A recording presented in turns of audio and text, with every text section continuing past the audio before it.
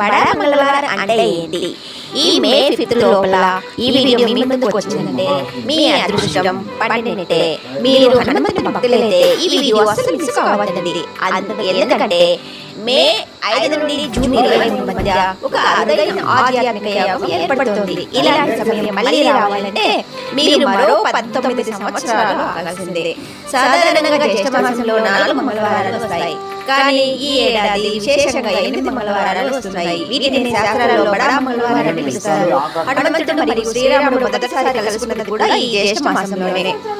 ఈ 8 మంగళవారాలు ఎవరైతే హనుమంతుడిని భక్తితో కొలుస్తారో వారికి ఆర్థిక ఇబ్బందుల నుండి ముక్తి లభిస్తుంది. అంతేకాదు అనారోగ్య సమస్యలు, దృష్టి దోషం మరియు ప్రమాదాల నుండి ఆంజనేయుడు రక్షణ కల్పిస్తాడు. సాధారణంగా మంగళవారాల కంటే ఈ రోజుల్లో చేసే పూజకు కోటి రెట్లు అధిక ఫలితం ఉంటుంది. ఈ అద్భుతమైన అవకాశాన్ని వదులుకోకండి. మీరు కూడా హనుమంతుడు